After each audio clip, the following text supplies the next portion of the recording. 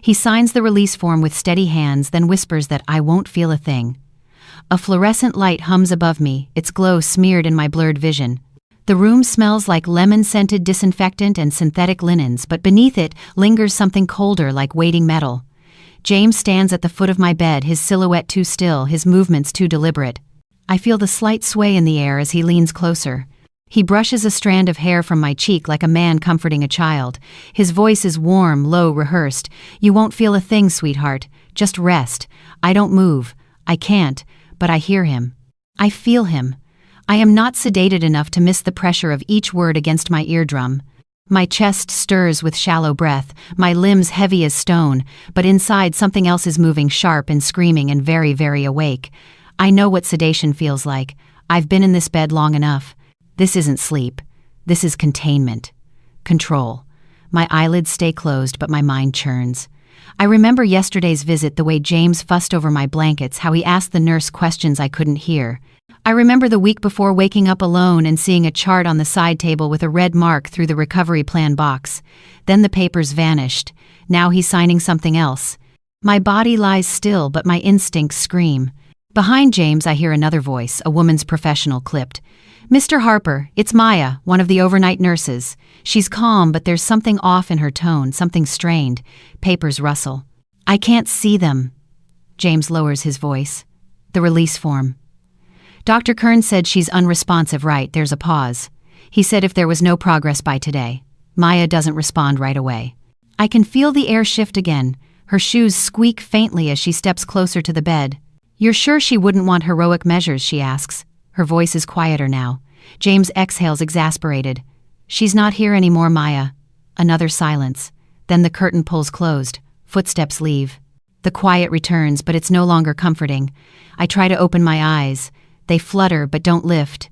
My jaw won't obey. Only my heart responds, pounding in the prison of my chest. He thinks I'm slipping away, that I've given up. But he doesn't know that memory can survive in fragments. And mine are returning. I remember the tulip-patterned blanket he brought from home, the one that didn't smell like home. I remember asking for my phone and being told I didn't need it. I remember him adjusting my IV drip twice and the nurse replacing the fluid without a word. I remember his fingers holding mine too tightly, as if afraid I'd float away, or resist. My mind swirls backward, pulling scenes from the edges of fog. The accident, the swerve, the silence, the way he didn't say my name after I blacked out. A knock pulls me from the spiral. Another nurse, not Maya, peeks in. Vitals stable, she says, glancing at the monitor. No changes overnight. James clears his throat. We're finalizing her transfer. The nurse nods, takes a note, and walks out. Transfer. I dig into that word. Where, why, I try to recall the last conversation I had before the crash. We fought. I told him I was leaving. I told him I'd seen the messages from a woman named Danielle. He denied it. He was always so good at denying. Then came the drive. Then the bend in the road. Then nothing. Now he's arranging my departure as if I were luggage. My muscles twitch ever so slightly, enough for me to feel it, but not enough for anyone to notice. I scream inside my skull. This is not dying. This is a trap. The monitors blink beside me, loyal to my vitals, but silent to intent. I hear the door close. James has left. The room breathes in his absence. I focus on the air. On the ticking clock above the bed. On the slight rattle of my IV tubing. On the whisper of shoes returning soft, cautious, stopping at the edge of the bed. Maya. Celia, she says, gently testing. My name, real, not the patient. I want to respond but can't. She exhales. You blinked. It's not a question. My left pinky curls just slightly. She moves closer. I feel her fingers brush mine purposefully. A pause. Then she says quietly but firmly, You're in danger. Don't show it yet. Just listen. The bed shudders slightly as she adjusts something. A routine motion for any watching camera. They filed a proxy DNR. Said you're non-responsive. Your husband signed it. She's checking my vitals again, moving calmly. But I've seen you flinch. I've seen your eyes move during REM.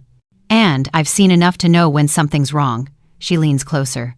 Your records were updated 2 days ago. No doctor signed off. I'm going to look into it. My ears burn. My brain claws at the fog, trying to stay alert. I hold on to the words. Proxy. Signed, wrong. Maya whispers once more, "You're not alone. Not anymore." She stands, writes something on her clipboard, and exits as if nothing happened. I lie in the stillness again. But everything has changed. I know something now. And someone knows I know. My body remains a cage, but my mind has started pacing inside it. I'm Celia, 38, an insurance case manager from Toledo, Ohio. That sentence repeated itself in my mind like a lifeline, something sturdy I could hold on to in the fog. It was the phrase I whispered silently each time the medications dragged me under, each time I woke up disoriented under the fluorescent glow. My name, my age, my job, my hometown facts, anchors. Proof that I was still here. That I was still me. James came every morning with the same routine flowers. I never asked for soft socks with cutesy sayings like "stay strong" or "nap queen," and a familiar cologne that once made me feel safe, but now coated the air like varnish. He adjusted the blinds just slightly, offered the same measured smile, fluffed the pillow beneath my head like I was a fragile thing, and every day his words were wrapped in sugar. "You're doing so well, baby. Just rest. Doctor says you're stable. That's a blessing. You don't need to worry about anything. I've got it all handled." But underneath each phrase was a cold hand pressed firmly over my mouth. He never brought my phone, never gave me access to email. I asked once about my sister Fiona. He blinked, said she was too busy with the kids, that she knew I was in good hands. I remember frowning. Fiona would have moved mountains to call me if she knew I was in a hospital bed. Something wasn't adding up. Days blurred at the edges. Maya was the only face that changed expression when I spoke. She didn't plaster on that stiff smile kindness. She watched me like I was saying more than my words aloud. One afternoon I asked her, "Can I see my file?" Her pause was too long. "You need proxy clearance," she said, voice neutral. "But I'm me," I whispered. She didn't argue. That night she came in to adjust my monitor, and as she leaned near she whispered, "You never signed proxy rights, did you?" I couldn't answer. "Not fully." My lips moved slightly. That was all. She nodded slowly.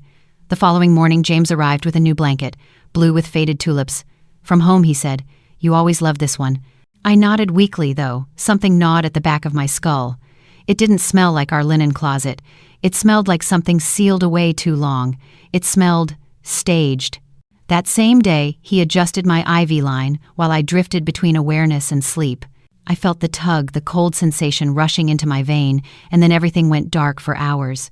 When I woke, the nurse on shift was frowning at the line, muttering under her breath. She replaced the fluid without a word. Later, Maya returned. She glanced at the new blanket and frowned. She didn't ask questions, but her hands moved faster, checking my chart and vitals twice in 15 minutes. James had started using more phrases like, "when she's gone," in his hallway calls, never realizing my room was quiet enough to hear his murmurs through the cracked door. "She told me last year she wouldn't want machines," he said once. It's what she wanted. Peaceful. But I hadn't said that. I'd written a full advance directive last year for my job standard insurance training, explicitly declining DNR unless I was brain dead. I remembered filling it out. I remembered showing it to James. He'd skimmed it, said "sure, makes sense," then tossed it on the kitchen table. If Maya hadn't been listening, I might have believed my own memory was breaking. But she noticed things. She lingered longer during checks. She left my water untouched when James insisted I drink. I began pretending to nap when he visited just to hear him speak freely. "She's not going to last much longer," he told Danielle on the phone one evening. His voice was smooth, like he was giving someone updates on a delayed shipment. "Transfer should be final by Friday. I've already signed it." That word again, transfer.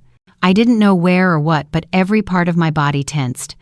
On Thursday night, as the hallway dimmed and the machines beeped their soft lullaby, Maya came in and didn't speak right away. She sat beside me, checked my blood pressure, then finally leaned close. "They filed a hospital order to move you to palliative care," she whispered. "That's terminal only, Celia. No active treatments, no food if your vitals decline, no interventions." My stomach dropped. "Can they do that?" I rasped, voice dry from disuse. She hesitated. "Only with proxy authority, or if the patient is deemed unresponsive." I forced out the words, "But I'm not." She nodded once firmly. "I know." Then she added, "There's a paper copy of the transfer request in your file. It's signed. James is listed as proxy." I clenched my fist weakly. My body was failing me, but my brain was sharpening into something fierce. "Can you show me?" I asked. She didn't answer right away. "That could cost me my job," she said. But then her hand found mine. But losing you might cost me my conscience. She stood, smoothed her scrubs, and added, tomorrow I'll accidentally leave my clipboard in your room. That night I couldn't sleep. My body was a cage, but my thoughts paced like a tiger. Every ceiling tile became a window to some part of my life. Laughing with Fiona at the lake, walking home barefoot from a summer concert, tracing my finger along the lines of James's palm when we still believed in forever. What had changed? Or had it always been like this and I'd only now sobered to the truth? I stared at the blanket he brought. It was a lie, a prop, a stage curtain hiding the reality they wanted me to fade quietly. But I was going to scream, if only in paperwork and witnesses. James began to overperform. His visits became carefully curated theater, complete with concerned expressions and sighs at just the right volume. He brought flowers that didn't match my preferences, lilies which I hated because of the smell, but he presented them with such sincerity that anyone watching might have believed we were still in love. He started playing soft instrumental music on a Bluetooth speaker tucked into his coat pocket. Once he even read from a poetry book he'd never touched during our marriage. Every gesture was too perfect, like he was playing a part, and someone needed to see the show. But behind his gestures, I noticed the silences. He stopped bringing my mail. I hadn't seen a single letter, a bill, or a card from my sister. I asked again about Fiona. She's been working late, he said. Told me to tell you she loves you. She'll visit next week. His words were too smooth, like he'd practiced. Fiona would never skip a hospital visit. Not if she knew. He also told the nurses to limit my screen time. She gets anxious if she reads too much, he said to Maya once. Too many scary statistics. Better for her to rest. I had no phone, no emails, no clock. Just James and a curtain of curated kindness. That week I started pressing the call button when he left. Not for pain meds. Not for water. Just for presence. Maya was the one who usually came. One night I whispered, "Can you check if I've had any visitors besides my husband?" Her eyes narrowed. "Not logged," she said. "Why, I have a sister. Fiona." She wouldn't stay away. Maya glanced at the hallway, then sat beside the bed, her hand brushing mine under the sheet. "Celia, I've worked nights for 2 weeks. I haven't seen anyone but him." My throat tightened. I looked at the chart hanging by the bed. "Can I see my visitor log?" She paused. "Technically, no. Not without proxy access." There it was again. Proxy. Always that word. "Who approved his proxy?" I asked. Her voice was careful now. "There's a copy of the DNR and proxy forms in your digital record. He brought them in on paper last week, filed late at night. Not standard procedure, but admin let it through. Did a doctor sign it, doctor?" "Kern," she said. "But I'm guessing he didn't read it. I've worked with him long enough. He trusts staff to vet forms." I felt the room spin. James had manipulated the entire system, my medical chart, my visitor access, even my rights, and the staff, trusting overworked, had helped without knowing. That night I couldn't sleep. I lay in stillness, body heavy, mind electric. I needed proof, real solid proof. But how? That's when I heard them.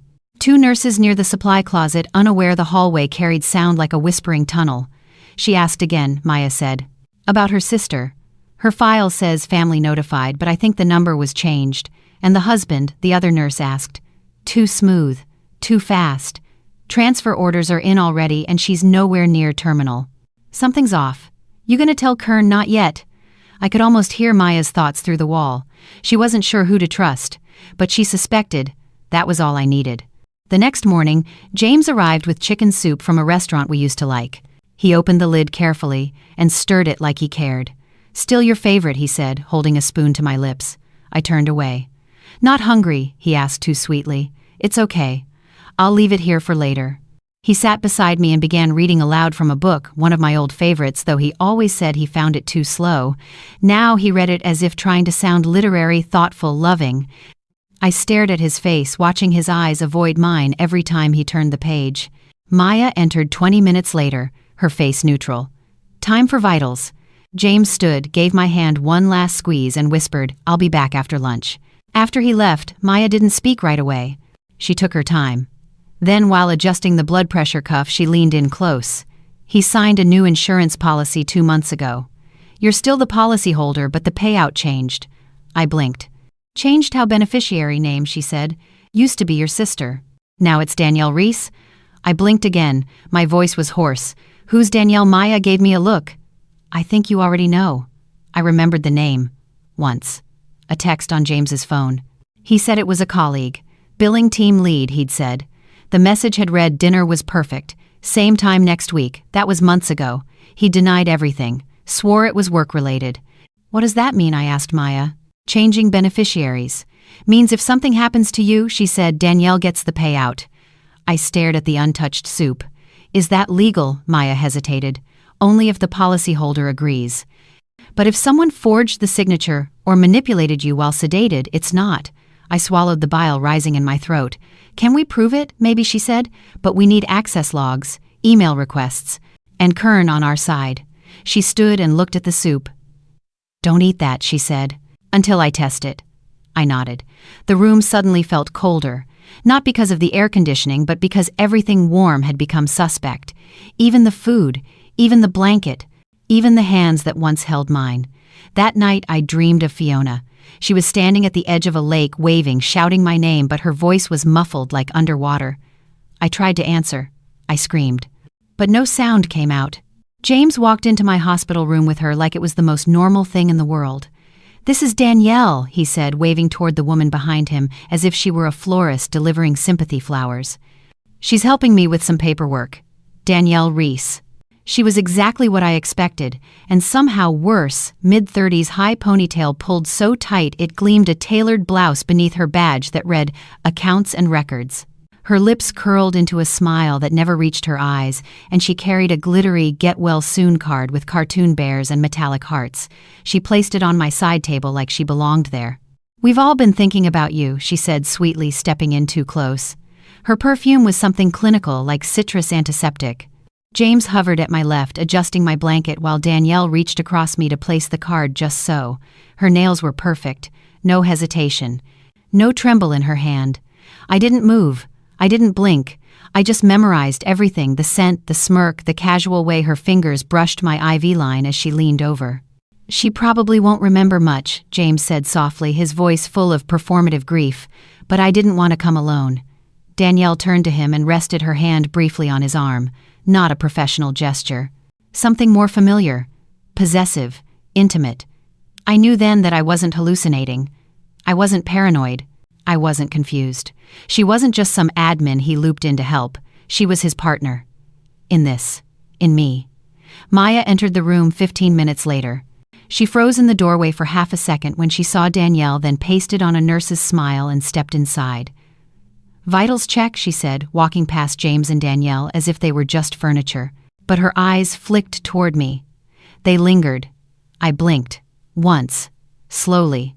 Her hand grazed my wrist as she took my blood pressure, her thumb tapping lightly. 3 taps. A signal. I didn't know what it meant yet, but I knew it meant I wasn't alone. That evening, as James and Danielle sat chatting softly in the hallway outside my room, Maya returned for a late-night check. She moved, normally spoke softly, but her hands were fast and sure. As she adjusted the monitor, she whispered, Hallway cam is pointed at room 403. I made sure of it. I blinked again. She works in billing, Maya continued. Access to admin files, signatures, record logs. She's not just helping, she's making things disappear. I whispered, Why bring her here? To normalize her, Maya said. If anyone questions her name later, it won't seem strange. They're building context. Alibis. I shivered, though the room was warm. That night I lay in bed staring at the ceiling. I thought about how carefully James had laid the foundation, the sudden insurance beneficiary change, the proxy forms, the isolation, and now bringing in Danielle under the guise of paperwork. If I died tomorrow, her presence here would seem compassionate, almost administrative. They weren't just trying to kill me. They were planning to get away with it. The next morning, James came alone. His mood was lighter. Danielle had to handle some HR stuff, he said. She'll stop by later. Maya stopped in shortly after and stayed longer than usual. Quick blood draw, she said, setting up a tray. As she worked, she said under her breath, Security footage from last night shows him giving Danielle an envelope in the hallway. I saw it myself. What kind of envelope? I whispered. Standard hospital file packet. Could have been anything, but I flagged it. It's recorded. Will anyone believe it? I asked. They will, she said, because I'm not deleting it. I'm sending it to Dr. Kern anonymously. I nodded, a lump forming in my throat. Maya leaned closer. If anything changes Med's room assignment, anything, you press the red button. Don't wait. That afternoon Danielle returned. Alone this time. She knocked lightly before entering, which made me laugh inside. Polite like this was her home, and I was the guest. I thought I'd drop off something, she said, pulling a folder from her tote. Some legacy paperwork. You might want to sign early just in case. She didn't say what it was, just left it on the side table. I glanced at the cover, no label, no header, just a plain manila folder. She stood beside my bed, arms folded, surveying me like inventory. You look peaceful, she said. It's the right choice, you know. Some people fight too long. I stared at her without blinking. It's better this way, she added. James said you wouldn't want to linger. I forced a single blink, slow and deliberate. Her smile faltered. Well, she said, turning to leave. You'll be moved soon. It'll be quiet there, gentle. I didn't move until the door clicked shut behind her. Then I stared at the folder. The words I'd heard repeated by both of them rang in my head, peaceful, quiet, not lingering. They were staging my death like a mercy killing, but there was no mercy in her voice, just convenience. Maya returned that night. She saw the folder immediately and opened it with gloves. Unsigned, she said. Standard estate directive. With your forged signature already scanned on page 2. She didn't touch it again. Just placed it in a clear bag and tucked it in her clipboard. We're almost there, she said. Just stay quiet a little longer. How long? I asked. Her eyes were steel. One more day. The hallway outside my room had always been a blur of footsteps and murmurs, but that day it became a theater of silence and shadows. James stood near the vending machine, Danielle beside him, her arms folded, an envelope clutched tightly in one hand. They spoke in hushed tones, their voices low enough that they probably thought no one could hear. But hospitals are built like echo chambers, and my ears had learned how to separate sounds from the static. I couldn't make out every word, but I caught enough. It's all in there, she said. Just get him to initial it tonight. And the backup copy? He asked. Locked in admin. If anything happens, it'll process automatically. Maya had said the hallway camera near room 403 had been angled perfectly. I imagined its glass dome blinking red above them, catching every second of their conversation. She hadn't moved the camera by accident. Danielle handed James the envelope, her eyes sweeping toward my door. He turned, followed her gaze, then gave her a small nod. The moment stretched heavy with unspoken things. He reached for the envelope and tucked it into his coat. Then they walked away, not together, but not separately either, like two people hiding in plain sight. 30 minutes later, Maya entered. Her face was unreadable. She closed the door behind her and locked it, something she never did. They just gave each other the final documents, she said without preamble. CCTV caught everything. I've sent the footage to Dr. Kern. Will he do anything? I asked. If he's who I think he is, yes, she replied, but we need to stay ahead of them. They've escalated everything. I found your name in the internal transfer logs. You're scheduled to be moved to palliative care in 48 hours. My mouth went dry. What happens there? Minimal intervention, she said. They'll say it's to let you rest, but they'll monitor your vitals less frequently. If something fails, they let it. I swallowed hard. And the paperwork, still marked proxy approved. Kern's going to be furious when he realizes his signature was used without context. She pulled a folded paper from her scrub pocket. Also, this was slipped into your chart. Transfer authorization, James's signature, Danielle listed as witness. They forged a witness. Technically, she works here, Maya said. But she's not qualified for that role. Will that hold up legally? I asked. It's shaky, she admitted. But with the CCTV and the signature inconsistencies, it's enough to raise flags, and that's all we need to stall. I reached for her wrist, weak but desperate. Why are you helping me? She didn't smile. She didn't get emotional. She just said I lost someone once. Similar circumstances. I didn't act in time. I won't repeat that mistake. That night, James returned calm and composed. He adjusted my blanket again, told me I looked better. You've got color in your cheeks, he said almost wistfully. Maybe it's just relief. He placed a small cup of ice chips on my tray. To soothe your throat. I didn't touch them. Danielle says hi, he added. She's in late meetings. I blinked once. He took it as acknowledgement. Or approval. Maybe both. He didn't notice Maya had left the room exactly 30 seconds before he entered. Didn't notice the way my eyes didn't follow his. He leaned in, brushed a kiss across my temple and whispered, "Just a few more days, love, then you'll be at peace." I wanted to scream. But instead I stared past him, past the curtain, toward the hallway where everything was falling into place. The next morning, Maya returned with the clipboard. She didn't say much, just checked my pulse, adjusted my monitor, then scribbled a note. She slid a small folded page into my hand beneath the blanket. I opened it after she left. Inside, in her tight handwriting, it read, "Dr. Kern saw the footage. Meeting with hospital administrator today. Hold steady." Beneath that she had added, "If anything changes, suddenly press call button and keep your eyes open." I stared at the message for a long time, my hands trembling. Everything was coming to a head. Later that afternoon, James stood just outside the door speaking with Danielle again. Their voices were lower now. Danielle glanced toward the ceiling, clearly aware of the cameras. James stepped back, leaned against the wall, arms crossed. Maya walked past them without a word. She carried a fresh IV bag and a clipboard, and she didn't even glance their way. But I saw the way Danielle stiffened. She knew she'd been noticed. That evening, Maya returned for a final round. "Tomorrow's the turning point," she said quietly. "I've done all I can from this side. After Kern files the internal complaint, we'll have leverage, but you need to stay still. They'll be watching." I nodded. "What about Danielle? HR flagged her for suspicious access patterns. Admin wants to meet with her first thing in the morning. Will she run?" I asked. Maya looked thoughtful. "If she does, it helps us. If she doesn't, she incriminates herself." I lay back against the pillow and stared at the blank ceiling. It wasn't the first time I'd looked up and wondered if this was the last face of my life. But for the first time, it felt like I might actually look back down again. I might walk out of this, maybe even speak, tell the story myself, or make sure the right people did.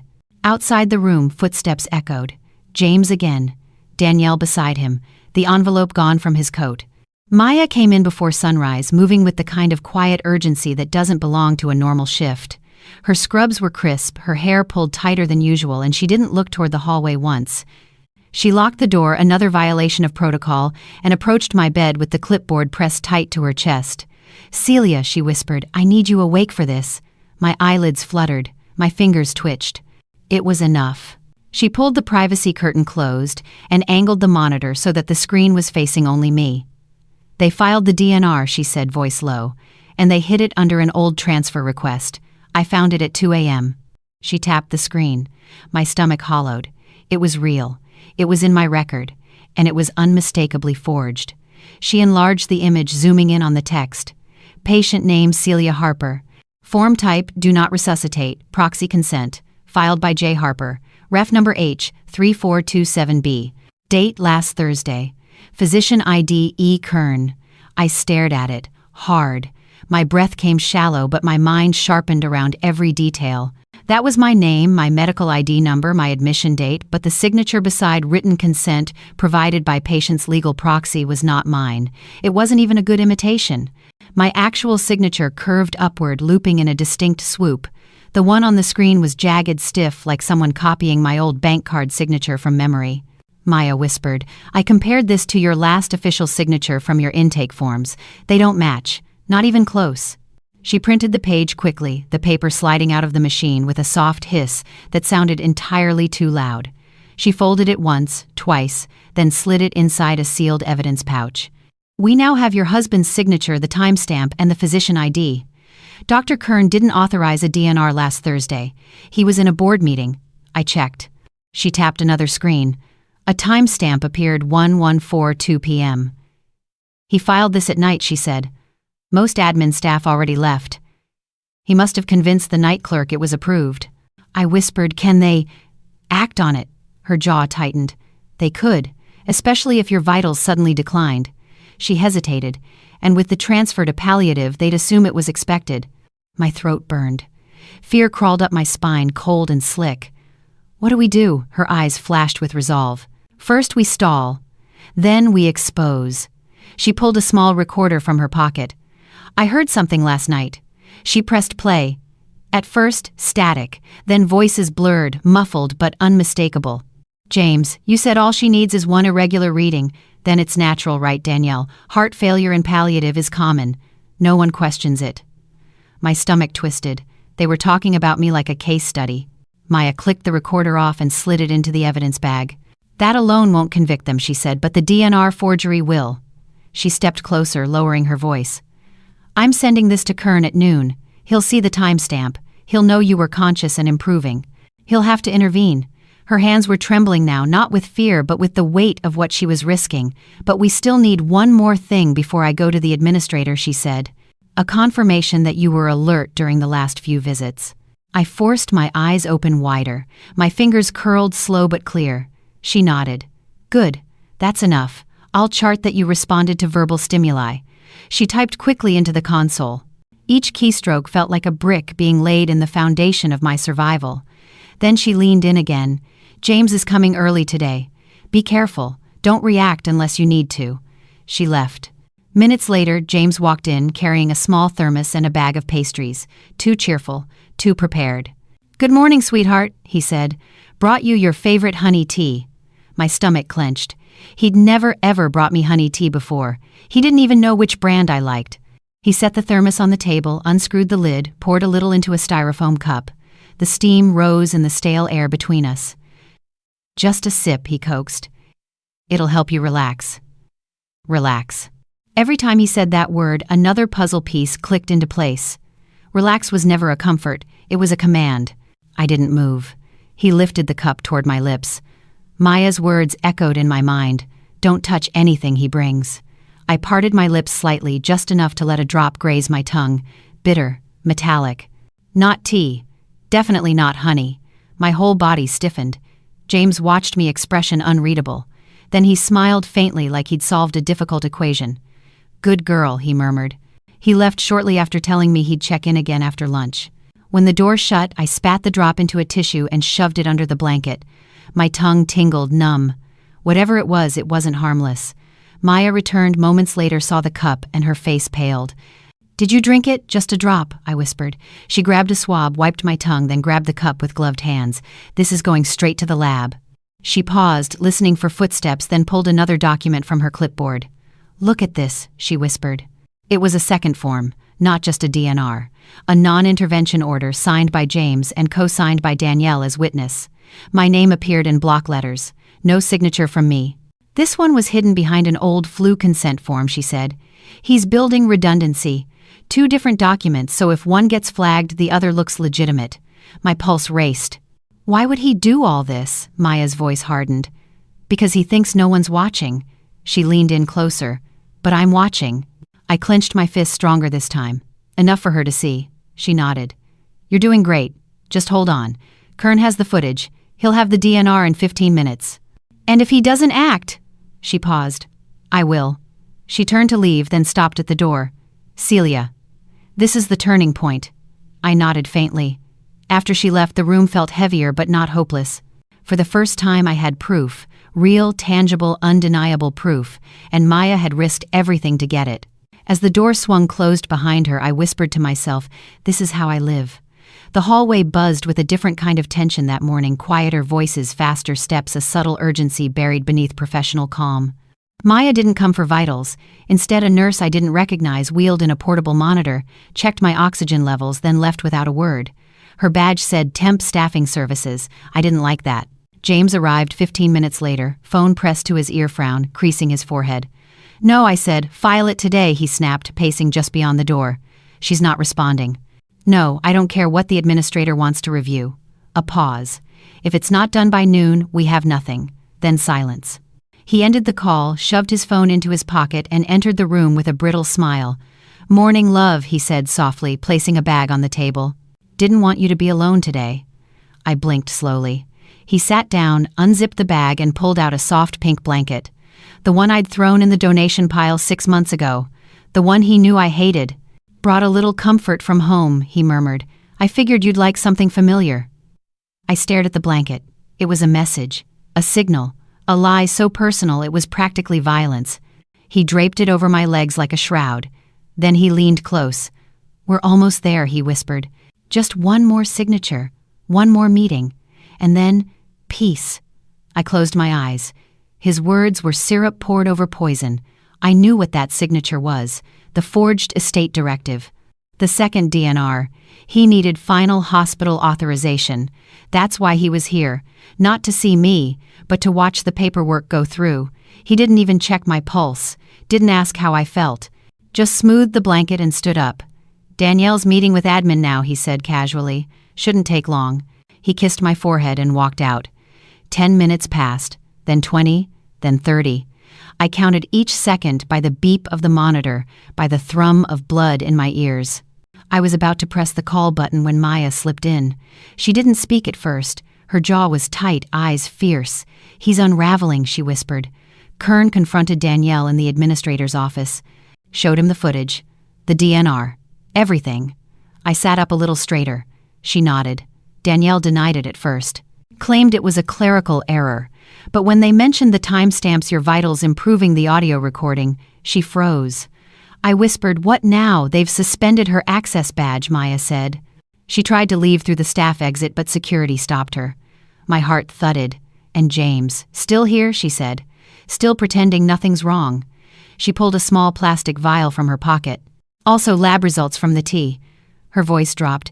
"Traces of lorazepam. Enough to cause cognitive impairment if taken consistently." I inhaled sharply.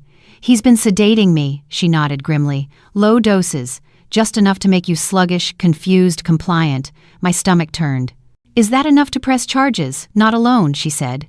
"But in combination with the forged forms and Danielle's involvement, it's going to be hard for him to explain." "So what's next?" I asked. Maya looked toward the hallway. "We're going to force a confrontation. In front of a witness. Who? Dr. Kern. He's on his way up now. But we need to keep James here until then." I swallowed. "He's not going to stay long." She smiled faintly. "Leave that to me." She unlocked the door and stepped into the hallway. I heard her voice light and casual. "Mr. Harper, could you come in for a moment?" James entered moments later, his mask already slipping. "What's going on?" he asked. "Nothing urgent," Maya said smoothly. "Just need to confirm a few patient responses." "Routine observation." He hesitated but nodded. She turned to me and said clearly, "Celia, can you squeeze my hand?" I did. Tight. James stiffened. "She's responding." "Looks that way," Maya replied. "Try asking her a question." He cleared his throat. "Celia, do you recognize me?" I blinked once. "Do you know who I am?" I blinked again. He looked stunned. "That could just be reflex," he said quickly. "Sometimes patience." She wasn't blinking before Maya cut in.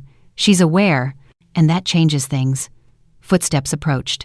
The door opened. Dr. Kern entered, face grim. He held a file in one hand and a tablet in the other. "James Harper," he said flatly. "We need to talk." James turned. "Dr. Good, I was hoping." "Save it," Kern interrupted. "I've reviewed the documents filed under your proxy authority. I've also seen the CCTV footage from last night. And I've spoken with security regarding your companion, Danielle Reese." James paled. "There's been a misunderstanding there," has Kern agreed. "Namely that you believed you could manipulate medical records, sedate a conscious patient, and stage a transfer without proper oversight." James opened his mouth, then closed it. I acted in her best interest. By forging her signature, Kern held up the tablet. "This document filed at 11:42 p.m. with a physician ID I did not authorize has your name on it." He turned to Maya. "Nurse, please record this interaction for the hospital's legal department." Maya tapped her phone. The screen blinked red. "Recording," Mr. Harper Kern said, voice steely. "You are being placed under hospital investigation for patient abuse, forgery, and attempted medical fraud." James took a step back. "You can't. Security is on the way," Kern said. "Until they arrive, you are not to leave this room." James's gaze darted toward me. For the first time, I saw real fear in his eyes. Not guilt, not sorrow, just fear. He turned back to Kern. "You don't understand. She wanted this," she told me. "Months ago, she also filed an advance directive last year," Kern said. "A legal one. Declining DNR unless brain death was confirmed. You never mentioned that." James didn't answer. The silence said enough. Kern turned to Maya. "Let's prepare her for transfer to a different ward. One where she can actually recover." Maya nodded. James stared at the floor. "You don't know everything," he whispered. "She wasn't who you think." I finally spoke, voice hoarse but clear. "Neither were you." The room fell quiet. The lies were over. The truth had entered. The hallway outside my room had turned into a muted storm, footsteps moving fast but voices kept low, the kind of hush hospitals use when something serious is happening behind closed doors. After security escorted James to the waiting area for administrative review, Maya returned with a firmness in her stride I hadn't seen before. She closed my door, gently checked the blinds, then pulled the rolling table closer to my bed like she was preparing for surgery. "Celia," she said, "we're at the point where evidence decides everything. And we just found the second piece." She lifted a thick beige folder from her clipboard, sealed in a transparent pouch. My name was typed at the top in crisp black font, too crisp. "This was buried in the admin archive," she said. "It's your insurance policy file. And this," she tapped the last page with her gloved finger, "is your updated beneficiary form." I felt my breath snag. My throat tightened, but she kept going, walking me through it like she was reading a diagnosis. Policy number 9,913.22, F, original beneficiary, your sister Fiona. Updated beneficiary Danielle Reese. The name looked obscene on the page. Maya slid the packet into my hands, letting me see up close what betrayal looks like in paperwork. "Effective date August 17, she said quietly. "Signed electronically. The signature marked as yours." The signature was almost laughable, leaning, slanted, uneven, written by someone thinking fast and caring little if anyone looked closely. "Danielle accessed the billing server the night this was filed," Maya continued. 2 minutes later, an admin password was used to approve it. That same password was used last week to upload the forged DNR. My skin crawled. "I didn't touch any electronic forms," I whispered. "I didn't sign anything." "I know," Maya said, "but the system doesn't unless we show them the access logs, which thanks to HR pulling her badge we now have." She turned the tablet toward me. Rows of entries, lines of timestamps, access IDs tied to Danielle's name. "This," she said, "is evidence number 2. My heartbeat thudded in my ears. It felt surreal, like seeing your own funeral script in someone else's handwriting. "Why would she do this?" My voice cracked. "Money," Maya exhaled. "Money. Influence. Maybe promises. Maybe fear. People justify a lot when they think no one's watching." She set the tablet down. "But they didn't expect you to survive long enough for any of this to matter." She didn't mean it as cruelty. It was clarity. Searing clarity. I swallowed it. "Where's Kern?" I asked. "Meeting with the administrator, presenting everything." She looked toward the door. "But it might not be enough. He can push for an internal review, but without a formal complaint from you, they can drag their feet." "A complaint," I repeated, stunned. "I thought I wasn't allowed to file until you were responsive," she said, voice tightening around the word. "And now, thanks to your lovely blinking performance earlier, you are." A strange laugh fluttered in my chest. "So, what happens now?" "Now," Maya said, "we create a paper trail the hospital can't ignore." She placed a blank form on the tray, Hospital Incident Report 14B. "This is your complaint. I'll write what you dictate. We'll attach the DNR forgery, the beneficiary file, and the access logs. Once filed, the administrator can't bury it. It's legal record." "What about James?" I whispered. "Security is keeping him here. He's still insisting this is all a misunderstanding. Claims you verbally asked him for a palliative transfer." "I never did." "I know, but lies are easier to claim when the victim can't speak." I clenched my fist again, stronger this time. "Then let's make me heard." Maya smiled a tired, grateful smile and lifted her pen. "Tell me what happened," she said. And I told her. Every manipulated visit, every withheld call, every forged signature, every moment of sedation, confusion, and control. She wrote fast but carefully, her handwriting sharp and legible, the kind that demands to be taken seriously. She documented the envelope handoff, the altered IV drip, the tea, the blanket, the legacy paperwork folder Danielle brought. Everything. When she finished, she handed me the pen. "Just a mark," she whispered. "Doesn't have to be perfect." My fingers shook as I wrapped them around the pen. The first attempt faltered, so did the second. But on the third try, the line curved, sloppy but real. Mine. Not forged, not copied. Mine. Maya sealed the document, clipped it into the evidence folder, and stood tall, transforming from nurse to witness. "Kern will be here in 5 minutes," she said. "He'll take this directly to the administrator. Then they can't pretend ignorance." "And Danielle?" I asked. "Security is questioning her. They recovered her access logs." She asked for a lawyer. A lawyer? That single detail sent a ripple of justice through my chest. Danielle was afraid. "Good. She should be." "Do you want to see the file?" Maya asked gently. I nodded. She opened the folder again. The forged beneficiary page stared back at me. My name, my birth date, and below it the new recipient, Danielle Reese. It was obscene, violating, a theft of identity and future. She didn't just want James. She wanted everything: the money, the house, the closure, the final say in my life. Maya whispered, "This is why they needed you gone." I closed my eyes. Images flooded back: Danielle's hand lingering on the IV line, the fake smile card, her voice murmuring that I looked peaceful, her rummaging near my monitor when she thought no one was watching. I opened my eyes again. "What happens if they deny it?" "They won't," Maya said. "Because there's more." She pulled out a printed email. "This came from the administrator's office this morning. Danielle sent this 3 weeks ago." The email was short but devastating. Subject: beneficiary, update assistance. Body attached is the revised document we discussed. Please ensure it replaces the previous file by end of day. Patient will not contest. Patient will not contest. She wrote that before I even regained consciousness. Maya slid the email into the packet. "With this, they're cornered. All we need is for Kern to walk in that door." Almost on cue, the door opened. "Doctor." Kern stepped inside, tie askew, face tense but determined. "We have what we need," he said. "The administrator has seen the footage, the forms, the lab report, the access logs, everything." And I whispered. He exhaled. "A full investigation has been opened. They're suspending James's and Danielle's access to all medical decision-making immediately." My breath broke into a shaky exhale. "And the complaint filed," he said. "Officially, you're no longer marked as terminal or unresponsive. Your treatment plan is being restored." Maya closed her eyes briefly, relief softening her shoulders. Kern placed a hand on the foot of my bed.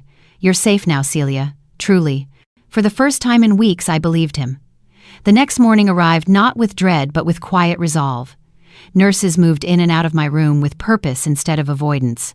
I noticed the difference instantly. My chart at the foot of the bed was no longer clipped shut, and a fresh ID wristband had been placed gently on my arm, correcting the limited response tag that had stayed there like a sentence. The name under primary contact had changed too. James Harper's name was gone. In its place, Fiona Harper. I stared at it like I was seeing my sister for the first time in years, even though she hadn't arrived yet. But that single line told me she was on her way. Maya entered shortly after, holding a fresh pitcher of water and 2 sealed medication cups. Her eyes met mine, and I saw the full weight of what we'd survived written across her expression. "Today's different," she said, softly placing the cups on the tray.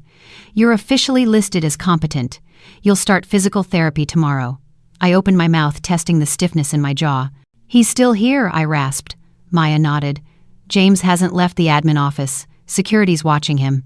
He's tried to call the administrator twice and Danielle once. Both ignored." "Will they press charges?" Kern's pushing for it. "The administrator's playing safe for now." "But your formal complaint means legal has to step in. Hospital policy's clear. Once patient fraud is documented, they're liable if they don't act." She sat at the edge of the bed. "Danielle hasn't spoken since yesterday. Her badge was deactivated and she hasn't requested another statement." "And the insurance file?" I asked. "Flagged for internal fraud. The company's conducting their own audit. If they find the beneficiary edit was submitted without verified patient login, it's not just forgery, it's felony fraud." I let that sit.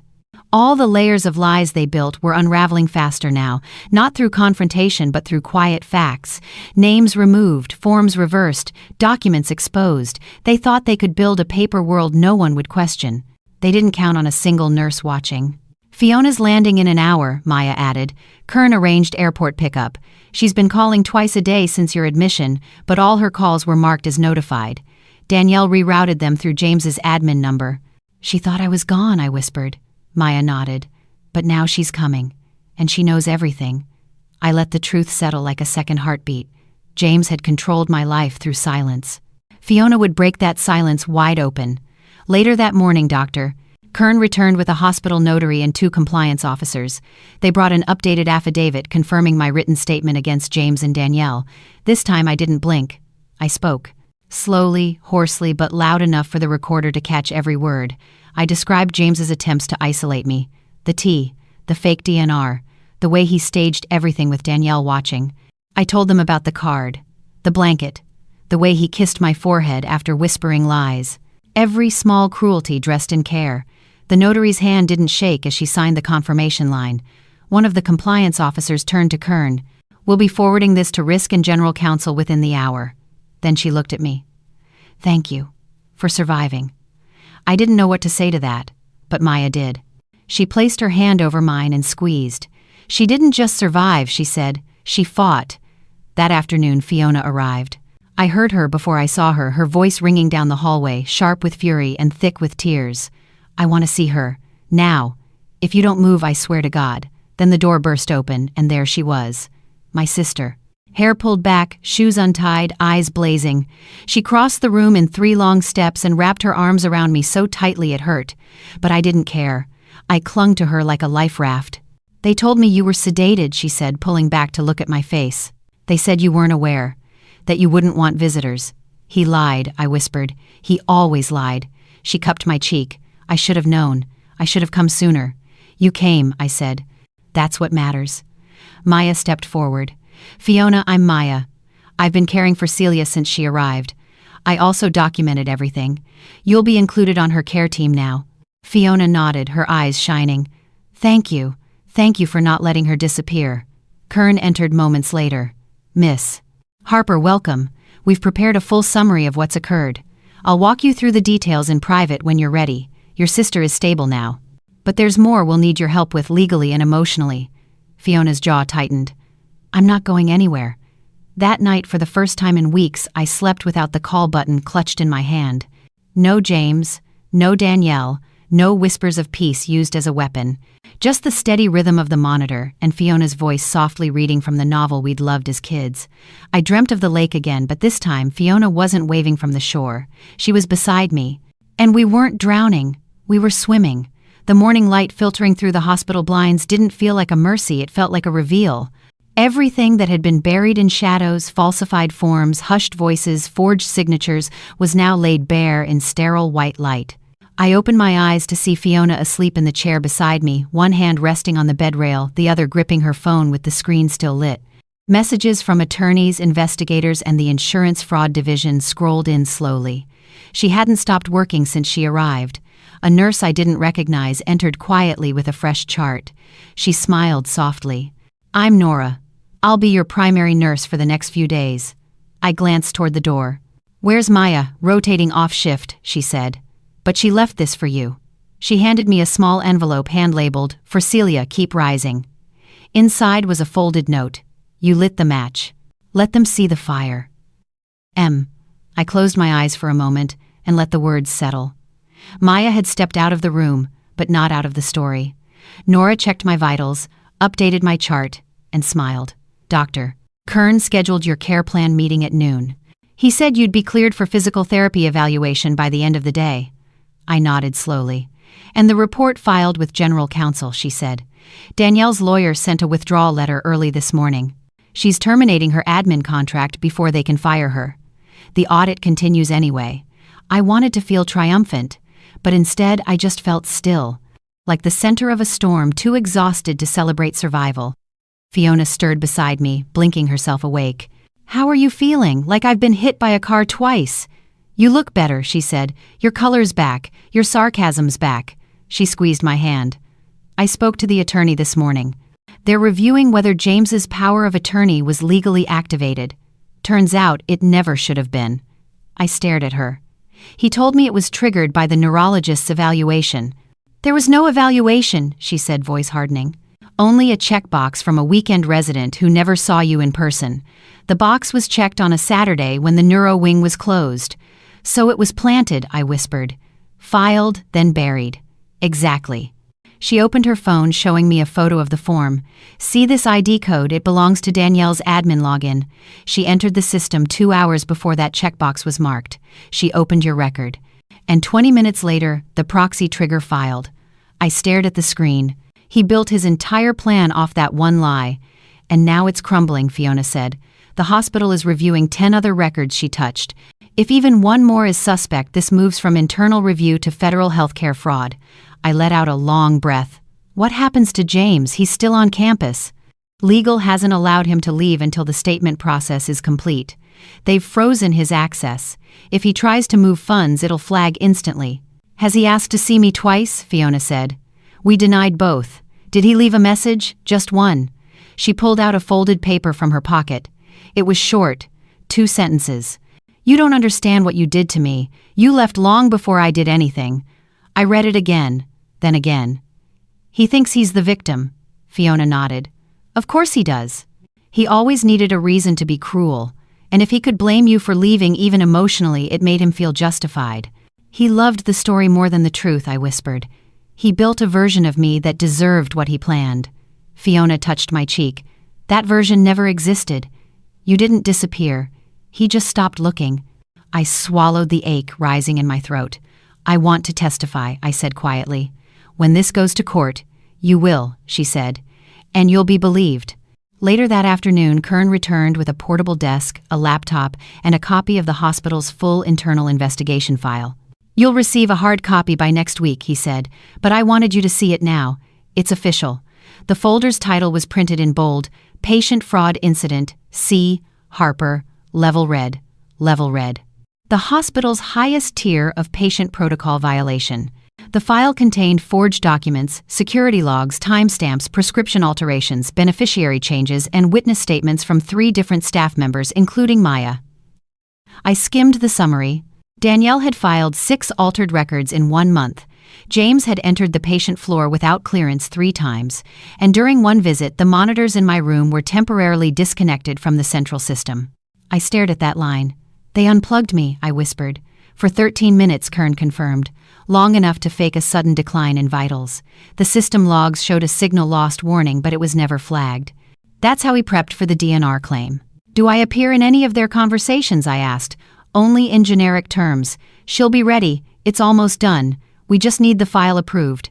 They never said your name. But the timing, location, and access points all align. I leaned back against the pillows. He thought I wouldn't wake up, and if I did, I wouldn't remember. But you did, Kern said, and now there's no going back.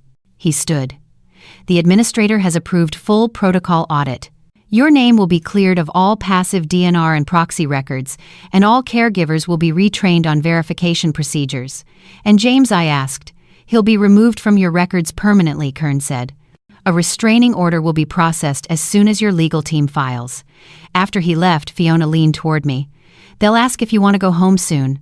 Do I have a home, I asked? She nodded. You do now. My place. Until you're ready. I didn't answer. I just reached for her hand and held it. 2 weeks later, I sat in a wheelchair by the hospital's east window sunlight, warming my arms through the thin sleeves of my recovery gown. I could feel again not just in my body but in the spaces around me. The cold wasn't creeping under my skin anymore. The silence wasn't choking. My world no longer belonged to James's pacing footsteps or Danielle's calculated smiles. Fiona sat beside me, flipping through legal documents with quiet focus. She wore the same black blazer she'd worn the day she confronted the hospital's legal department and demanded that I be listed as a protected patient. That meeting, they didn't argue. They listened. And they changed my records without pushback.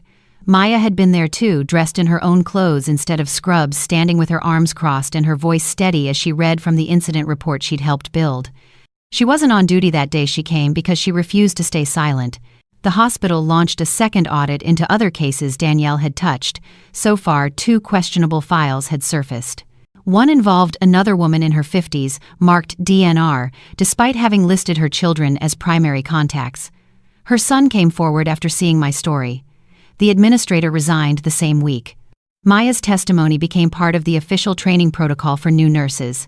She sent me a picture of the first seminar she helped lead, Red Flags, What We Almost Missed. And I wasn't just a case study. I was the opening slide. We're scheduled for the civil hearing in 6 weeks, Fiona said, tapping the stack of papers. And the prosecutor's moving fast on the criminal side. Forgery. Attempted medical homicide. Fraud. James's lawyer is requesting a plea deal, but I doubt it'll stick. I nodded slowly. Has he spoken? Not since the day he tried to access your online portal? They flagged the login attempt. He used the same passcode from your old phone. I stared out the window. He's not trying to save himself. He's still trying to control me. But he can't, she said. You've already won the part that matters. You're alive. You're seen. You're documented now in your own voice. I reached for the letter Kern had delivered that morning. A formal statement of closure. The hospital had officially removed all proxy permissions and invalid DNR filings from my file. The last line read, "The patient retains full legal and medical authority over her care and all related decisions retroactive to the date of admission." I traced those words like they were etched in stone. Fiona watched me, then smiled. You know, you don't have to go back to the house, right? I nodded. I won't. The insurance payout is on hold, but if the fraud audit completes in your favor, you'll be owed compensation. Significant. Blood money, I said. But maybe I'll use it for something clean. Something new. A place of your own, eventually, I said. But first I want to speak. Fiona tilted her head. Publicly, yes. Are you ready for that? I looked down at my hands, still weak, still slow, but mine. They didn't shake anymore. He made me voiceless in private. I want to make sure someone else hears what almost happened. Because I wasn't the only one. She nodded. We'll arrange it. Testimony, media, wherever you want to begin. That afternoon, the physical therapist arrived, a bright-eyed woman named Layla, who wheeled in a walker and a therapy mat. Miss Harper, she said warmly, we're starting small, just to get the rhythm back. I gripped the walker, heart pounding, feet uncertain. What if I fall? Then we sit and try again. I nodded. I pushed up. My legs trembled, but they held. Fiona watched, her breath caught. I took one step, then another. I made it halfway across the room before my knees buckled. Layla caught me steady and calm. Perfect, she said. You felt your limit. That's progress. We tried again, and again. By evening, I'd walked the full circle around the room. When I collapsed back into the wheelchair, Fiona clapped once and laughed through her tears. You're walking out of here, she said. No one's rolling you out like a victim. I looked at her and smiled. I know. That night, Maya visited one last time. She stood at the foot of the bed with a small box in her hands. A goodbye gift, she said. Not really my style, but you deserve to hold on to something that proves all this happened. That it mattered. I opened the box. Inside was the original forged DNR form, redacted, sealed, and marked with the words, voided by patient. Beneath it was the internal memo Danielle had sent with the forged signature. And at the bottom, a copy of my statement signed, dated, and scanned into the hospital record. You're officially in the training files now, Maya said. Future nurses will study your case. That's not what I wanted, I said quietly. I know, she replied, but it's what someone else will need. Will you get in trouble for helping me? Already did, she said. But it was worth it. I reached for her hand. You saved my life. She looked away. No, you did. I just made sure someone noticed. We sat in silence. The kind of silence that doesn't suffocate but settles. She stood to leave. When you walk out of here, she said, don't look back. I won't, I said, but I'll remember who pushed the chair. She smiled and disappeared down the hallway. Alone now, I held the redacted file in my lap and stared at the words voided by patient. That phrase didn't just undo what was done. It declared that I existed, that I'd spoken, that I had the final say. The sky was gray the morning I left the hospital, not heavy with rain, but soft with clouds, like it had decided to whisper instead of weep. I wore real clothes for the first time in weeks. Loose black pants, a soft sweater Fiona brought from her apartment, and sneakers that still felt unfamiliar on my feet. The discharge nurse offered a wheelchair, but I shook my head. I would walk out even if it was slow. Even if I stumbled. The corridor that had once felt like a tunnel of doubt now felt wide, spacious, navigable. Every step reminded me of what I'd reclaimed, not just mobility but the right to take myself where I wanted to go. The nurse handed me the final folder, thick with summaries, lab reports, and updated treatment plans. The first page read, Status discharge stable. Cognitive status fully responsive. Legal proxy revoked. Patient authority restored. I folded it once, tucked it under my arm, and took a breath. At the hospital exit, Fiona waited with the car. She opened the door and I slid into the passenger seat without help. No one followed us out. No alarms. No urgent footsteps. Just the sound of tires rolling over wet pavement as we left that building behind. We drove in silence at first. The city blurred past, familiar but distant, like a place I'd watched through a glass wall. Fiona kept one hand on the wheel, the other resting on the stack of legal notes in the center console.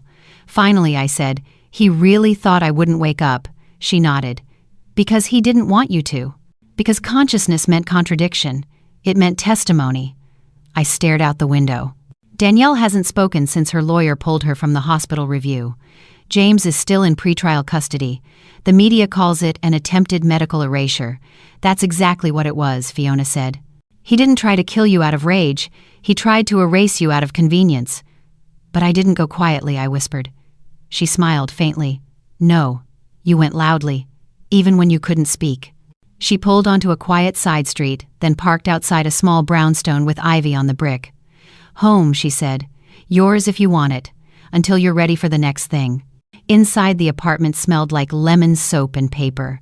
She'd cleared a space for me in the guest room, fresh linens, a desk by the window, and a bookshelf with blank journals stacked beside novels we used to read as teenagers. I sat on the edge of the bed and let the stillness wash over me. No monitors. No shadows slipping in after hours. No whispering at the edge of sedation. Just breath. Real, slow breath. That afternoon, I opened the laptop and began writing my statement. Not the legal one, I'd already done that. This one was for the public hearing scheduled 2 weeks from now. The forum was being hosted by a coalition of patient advocacy groups, the ones who had picked up my case after Maya quietly sent my summary to a contact in the Medical Ethics Board. They invited me to speak not as a victim but as a witness, a survivor of what they now called administrative coercion. I titled the document, "The Form That Tried to Kill Me." I described the DNR, the forged signature, the tea laced with tranquilizers, the hand on the IV line. I described the slow suffocation of being alive but labeled as fading. And I described how it turned not with a doctor or an alarm, but with one nurse who watched closer than anyone else, Maya. I printed the draft and placed it beside the redacted DNR form she had given me. One said I shouldn't be here. The other said I was here because someone refused to believe the first. 2 days later, a letter arrived. The hospital's final acknowledgement, a formal apology, not just for the mistake, but for the structure that allowed the mistake to grow teeth. We recognize the institutional failure that allowed non-validated directives to influence patient care. We have revised our verification protocols, we have suspended those involved, and we thank Ms. Harper for her resilience and testimony. It wasn't enough, but it was a start. I scanned it and filed it under a folder I'd labeled Aftermath. One of many I'd created, Legal Recovery Press, and my favorite, Future. The next week, I walked into the public hearing with Fiona at my side. The auditorium was smaller than I'd expected, but the weight in the room was massive. Doctors, nurses, legal analysts, survivors, families, faces that had once trusted systems until those systems stopped seeing them. I stepped up to the podium slowly, my knees stiff but steady. The mic was too low. I adjusted it myself. "My name is Celia Harper," I began, "and this is the statement I was never supposed to write." I told them everything, not just the facts but the feelings, the confusion, the suffocating helplessness, the rage of watching someone hold a pen over your life and knowing you weren't allowed to stop them. I ended with Maya's name. I said it clearly. A nurse saved my life, not with a syringe or a defibrillator, but with a clipboard, with a phone, with the decision to keep watching when everyone else looked away. When I finished, the room stood, not clapped, not cheered, just stood, in silence. A silence that didn't erase but honored. Afterward, people came up to me one by one. A man whose mother had almost been marked DNR due to a mislabeled chart. A woman who'd fought for her father's surgery after a proxy override. A young nurse who asked if she could share my speech at her next hospital training. I nodded. That's why I wrote it. That night I walked through Fiona's apartment barefoot, the old floorboards creaking like welcome. I opened the window in the guest room and let the cold air roll in. I wasn't done healing. My legs still ached. My voice still caught sometimes. But I was here, and I'd made myself visible again. No longer a checkbox, no longer a line on a form. A whole name, a full voice. A woman with a file that finally told the truth.